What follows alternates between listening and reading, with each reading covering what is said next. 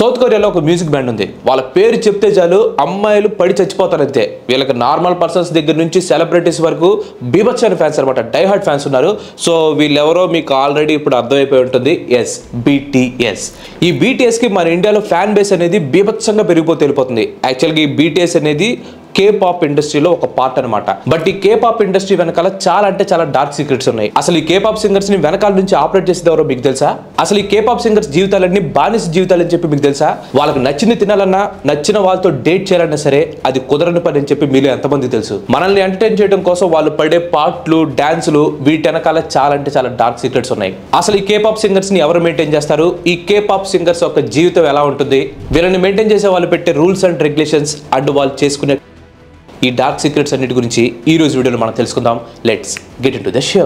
So ముందుగా video start చేసే ముందు ఇక్కడ BTS ఫ్యాన్స్ ఎంతమంది అయితే ఉన్నారు అండ్ అలాగే కొరియన్ పాప్ ఇండస్ట్రీకి సంబంధించి ఇంకా చాలా అంటే చాలా బ్యాండ్స్ ఉన్నాయి. సో ఆ బ్యాండ్స్ లో మీకు నచ్చిన బ్యాండ్ ఏంటో కింద ఖచ్చితంగా కామెంట్ చేయండి. కొరియన్ పాప్ మ్యూజిక్ నాకు తెలిసి ఈ పేరు మీలో చాలా మందికి తెలియకపోవచ్చు, కానీ K-pop అంటే మాత్రం ఎవరైనా సరే ఈజీగా అర్థం చేసుకుంటారు.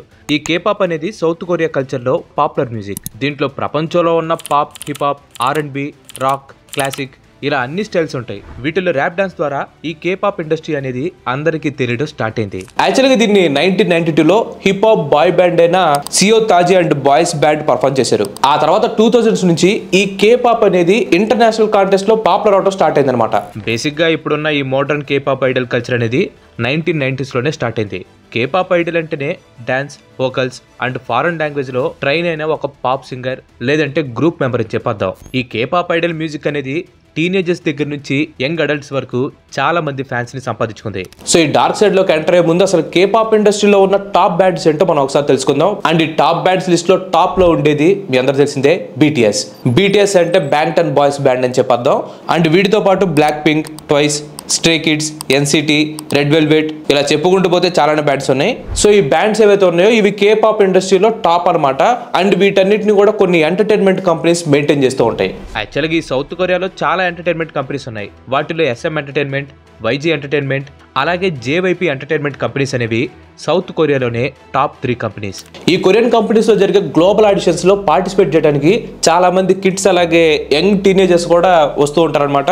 కేవలం కొరియా నుంచే కాదు వేరే వేరే కంట్రీస్ నుంచి కూడా ఆడిషన్స్ ఇవ్వడానికి చాలా మంది ఇక్కడ తండోపతండాలుగా వస్తూ ఉంటారు. ఈ K-pop ఆడిషన్ లో పార్టిసిపేట్ చేసే ప్రతి వాళ్ళు ఉండే 2 కామన్ థింగ్స్ ఏంటో తెలుసా? ఒకటి వెరీ టాలెంటెడ్, ఇంకోటి వెరీ హార్డ్ వర్కింగ్. ఇంకేమి ఈ రెండు ఉంటే సరిపోయింది కదా, ఈజీగా ఆడిషన్ లో సెలెక్ట్ అయిపోతారని చెప్పి వీళ్ళు చాలా మంది అనుకోవచ్చు.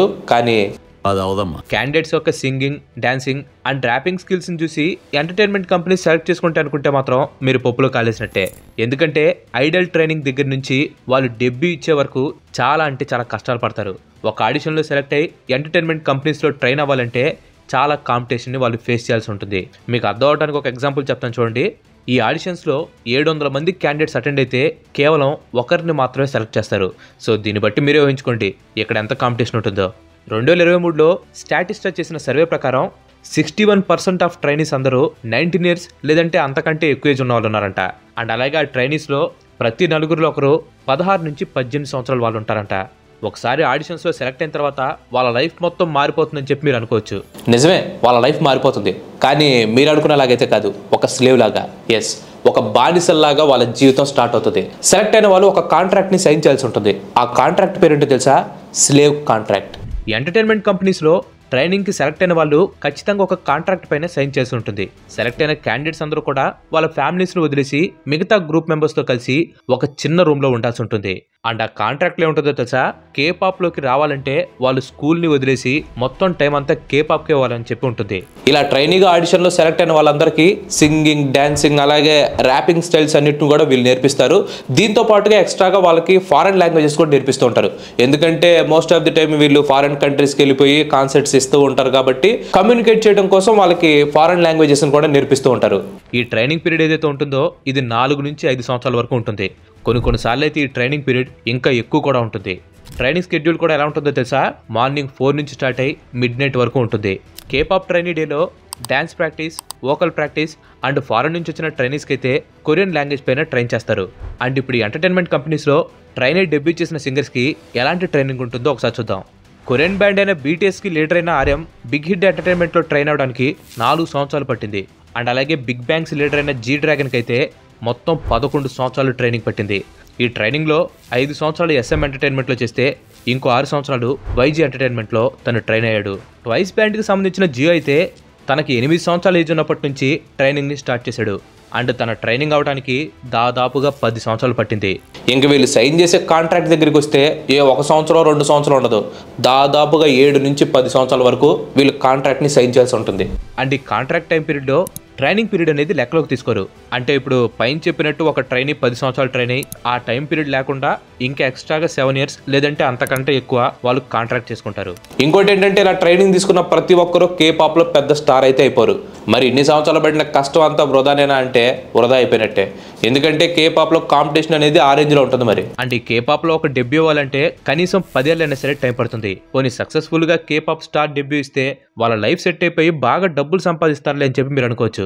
అసలు కాదు. K-pop ఇండస్ట్రీలో వీళ్ళు డెబ్యూ చేసిన తర్వాత కూడా వీళ్ళ లైఫ్ ఏమి అంతగా మారదు. ఎందుకంటే ఈ ఎంటర్టైన్మెంట్ కంపెనీస్ ఏవైతే ఉంటాయో వీళ్ళందరూ వీళ్ళ శాలరీస్ని తీసేసుకుంటారు. అంటే లైక్ వీళ్ళు పర్ఫార్మెన్స్ చేసిన తర్వాత వీళ్ళకి వచ్చే డబ్బు ఏదైతే ఉంటుందో ఈ డబ్బు మొత్తాన్ని ఎంటర్టైన్మెంట్ కంపెనీసే తీసేసుకుంటాయి. ఎందుకంటే చెప్పాను కదా ఆల్రెడీ 7 సంవత్సరాల దాకా ట్రైన్ చేస్తారని చెప్పేసి. సో ఆ ట్రైనింగ్ పర్పస్ కోసం అని చెప్పేసి వీళ్ళ దగ్గర నుంచి వాళ్ళు అమౌంట్ మొత్తాన్ని తీసేసుకుంటారు. అండ్ ఈ ట్రైనింగ్ సెక్షన్లో ఒక్కొక్క పర్సన్ మీద పర్ మంత్ వీళ్ళు ఎంత ఖర్చు పెడతారు తెలుసా? Almost 1.1 million own. అంటే మన ఇండియన్ కరెన్సీలో చెప్పాలంటే 67,500 సమ్ చిల్లర అమౌంట్, అంటే 67,500 దగ్గరగా కాస్ట్ అవుతుంది పర్ మంత్. సో ఈ ట్రైనింగ్ అయ్యే కాస్ట్ ఏదైతే ఉంటుందో అది వాళ్ళ డెబ్యూ కంప్లీట్ చేసిన తర్వాత కలెక్ట్ చేసుకోవడం స్టార్ట్ చేస్తారు. అండ్ ఒక AOA అనే బ్రాండ్కి డెబ్యూ చేసిన ఒక అతను చెప్పింది ఏంటంటే తను కొన్ని సంవత్సరాల పాటు ఆ ఎంటర్టైన్మెంట్ కంపెనీలో పనిచేసిన తర్వాత అతనికి ఫస్ట్ ఇన్కమ్ వచ్చిందట. అలాగే పాప్ ఐడల్ అయిన ప్రిన్స్ మార్క్ చెప్పింది ఏంటంటే తను డెబ్యూ చేయగా వచ్చిన ఇన్కంలో 80 to 90% ఇన్కమ్ ఎంటర్టైన్మెంట్ కంపెనీసే తీసుకున్నాయంట. అండ్ ఆ మిగిలిన 10 to 20% ఇన్కమ్ని టీమ్ మెంబర్స్ అందరినీ పంచుకోమని చెప్పి అంటారంట.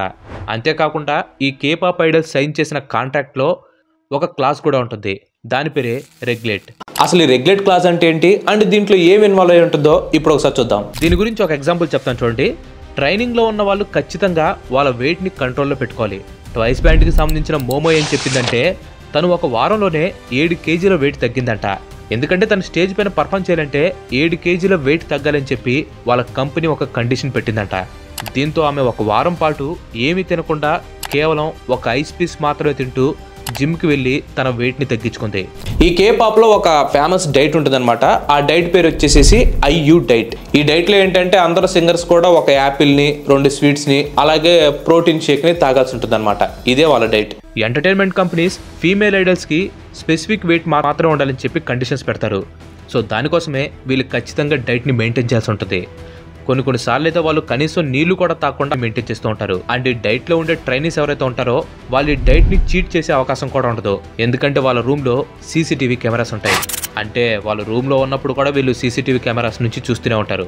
అండ్ కొన్నిసార్లు అయితే ట్రైనీస్ టీవీలో అందంగా కనిపించడానికి వాళ్ళు ప్లాస్టిక్ సర్జరీస్ కూడా చేయించుకోవాలి. ఎందుకంటే ఈ K-pop సింగర్స్ అందరూ పర్ఫెక్ట్ సైజ్ అండ్ షేప్లో ఉండాలి. యాక్చువల్గా చెప్పాలంటే ఈ K-pop ఇండస్ట్రీలో ఇన్పర్ఫెక్షన్కి చోటే లేదు. K-popలో స్టార్ అవ్వాలంటే గుడ్ లుక్స్ అనేది బెనిఫిట్ కాదు, అది మ్యాండేటరీ. సో గుడ్ లుక్స్ కోసం ప్లాస్టిక్ సర్జరీ చేసుకోక తప్పదు. అందుకనే సౌత్ కొరియాని plastic surgery capital of the world అని చెప్పి కూడా పిలుస్తూ ఉంటారు.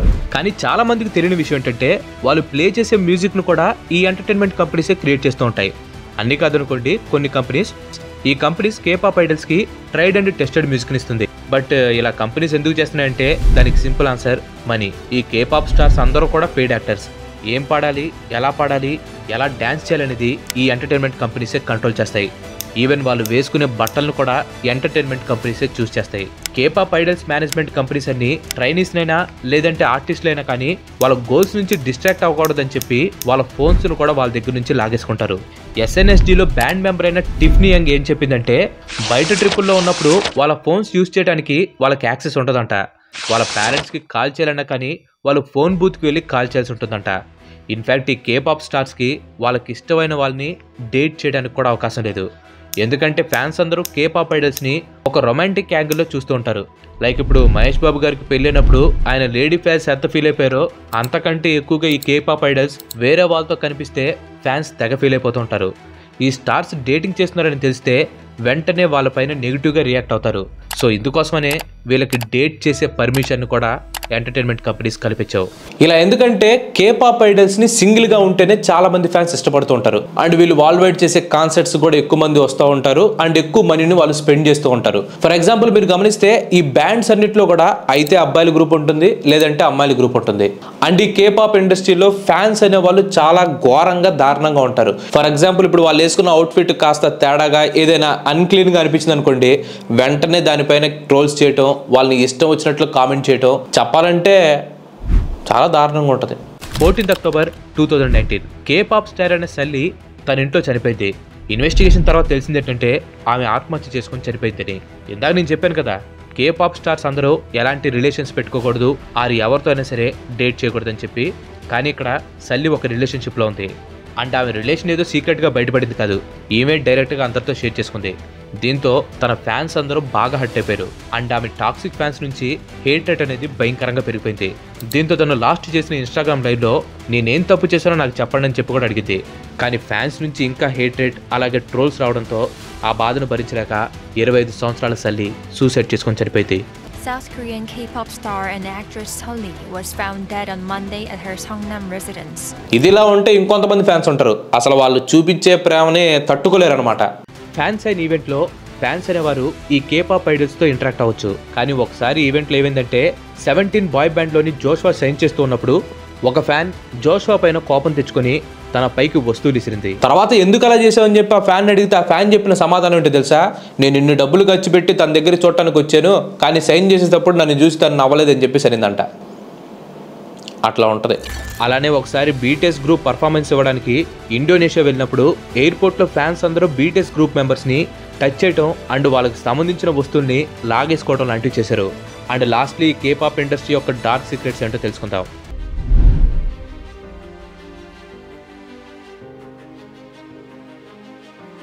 చాలా మందికి తెలియని కేపాప్ ఇండస్ట్రీ యొక్క డార్క్ సీక్రెట్స్ ఏంటంటే, సో మనం పైన చెప్పుకున్నట్లు ఒక సక్సెస్ఫుల్ కేపాప్ ఐడల్ అవ్వాలంటే ఆ ఎంటర్టైన్మెంట్ కంపెనీస్ చెప్పినన్ని వీళ్ళు పూచ తప్పకుండా చేయాలన్నమాట. ఈ కేపాప్ ఐడల్స్ పర్ఫామ్ చేసే మ్యూజికే కాకుండా వాళ్ళ బాడీస్ని కూడా మానిటైజ్ చేస్తూ ఉంటారు. కేపాప్లో ఉన్న ఆర్టిస్టులందరినీ ఒక వస్తువులాగా చూస్తూ ఉంటారు. 7th మార్చ్ 2009 29 సంవత్సరాల జాంగ్ తన అపార్ట్మెంట్లో ఆత్మహత్య చేసుకొని చనిపోయింది. చనిపోతూ తను రాసిన లెటర్లో చాలా మందికి తెలియని ఇండస్ట్రీ యొక్క డార్క్ సీక్రెట్ని ఆమె బయటపెట్టింది. తను ఒక కేపాప్ సింగర్ అవడానికి ఒక కంపెనీలో కాంట్రాక్ట్ని సైన్ చేసిందని, తను కేపాప్ స్టార్ అవ్వకపోగా ఆ కంపెనీ వాళ్ళు ఆమెను ఒక ప్రోడక్ట్ లాగా వాడుకున్నారని చెప్పింది. లైక్ రిచ్ అండ్ పవర్ఫుల్ పీపుల్తో ఆమె గడపాలని చెప్పి ఫోర్స్ఫుల్గా ఆమెను ఒక సెక్స్ లేవ్ లాగా వాడుకున్నారు. మరి ఎంత జరుగుతున్నా గవర్నమెంట్ ఏం చేయదని చెప్పి మీరు అడగొచ్చు. యాక్చువల్గా 2009లో గవర్నమెంట్ వాళ్ళు, సౌత్ కొరియా గవర్నమెంట్ వాళ్ళు ఒక యాక్ట్ అయితే తీసుకుని వచ్చారు. ఆ యాక్ట్ ఏంటంటే సెక్షువల్ అబ్యూస్ నుంచి ప్రొటెక్ట్ చేసే యాక్ట్ అనమాట. కానీ కేపాప్ ఇండస్ట్రీలో దీన్ని ఇంప్లిమెంట్ చేయడం కష్టం. ఎందుకంటే గవర్నమెంట్ కూడా ఈ ఎంటర్టైన్మెంట్ కంపెనీస్ని పెద్దగా పట్టించుకోదు. ఎందుకంటే గవర్నమెంట్ యొక్క జీడిపిని పండించేది ఈ కేపాప్ ఇండస్ట్రీనే. 1960sలో సౌత్ కొరియా జీడిపి $3.96 బిలియన్. కానీ 2021 వచ్చేసరికి ఇది కాస్త $1.72 ట్రిలియన్ వరకు వెళ్ళింది. ఈ ఎకనామిక్ గ్రోత్లో కేపాప్ ఇండస్ట్రీ మెయిన్ రోల్ని ప్లే చేసింది. ఇన్ఫ్యాక్ట్ కేపాప్ ఇండస్ట్రీ ప్రతి సంవత్సరం $10 బిలియన్ కాంట్రిబ్యూట్ చేస్తుంది. 2019లో చూసుకుంటే కేవలం ఒక్క బీటీఎస్ఏ $4.65 బిలియన్ ని సౌత్ కొరియా ఎకానమీకి కాంట్రిబ్యూట్ చేసింది. అది కేవలం ఒక్క బీటీఎస్ నుంచే. మిగతా బ్యాండ్స్ చాలా ఉన్నాయి, దాని నుంచి ఇంకెంత కాంట్రిబ్యూట్ అయి ఉంటుందో మీరు ఒకసారి ఆలోచించండి. అండ్ అలాగే ఈ బీటీఎస్ వల్ల సౌత్ కొరియాలో టూరిజం అనేది కూడా బీభత్సంగా పెరిగిపోయింది. సో ఈ ఇంప్రూవ్మెంట్స్ అన్ని ఏవైతే ఉన్నాయో ఇవి కేపాప్ ఐడల్స్ సాక్రిఫైస్ చేయడం వల్లే జరిగిందని చెప్పుకోవచ్చు. ఎందుకంటే ఫ్యామిలీస్కి దూరంగా ఒక చిన్న రూమ్లో ఎంటర్టైన్మెంట్ కంపెనీస్ ఎంత టార్చర్ పెడుతున్నా కానీ వాటిని తట్టుకొని కేపాప్ ఇండస్ట్రీని పాపులర్ చేస్తున్నారు కాబట్టి. సో దట్స్ ఇట్ గైస్, ఇది ఈ కేపాప్ ఇండస్ట్రీ యొక్క డార్క్ స్టోరీ. సో ఈ కేపాప్ ఇండస్ట్రీలో చాలా బ్యాండ్స్ ఉన్నాయి, లైక్ బీటీఎస్, జేవైజేస్, ఇలా చాలా బ్యాండ్స్ ఉన్నాయి. ఆ బ్యాండ్స్లో మీకే బ్యాండ్ అంటే ఇష్టమో కింద ఖచ్చితంగా కామెంట్ చేయండి. అండ్ అలాగే వీడియో నచ్చితే లైక్ చేయండి, షేర్ చేయండి. దాంతోపాటుగా మన నెక్స్ట్ ఎపిసోడ్ మిస్ కాదు అనుకుంటే మన ఛానల్కి తప్పకుండా సబ్స్క్రైబ్ అవ్వండి. ఇంకో మంచి ఎపిసోడ్లో మళ్ళీ కలుద్దాం. Till then bye bye, have next day.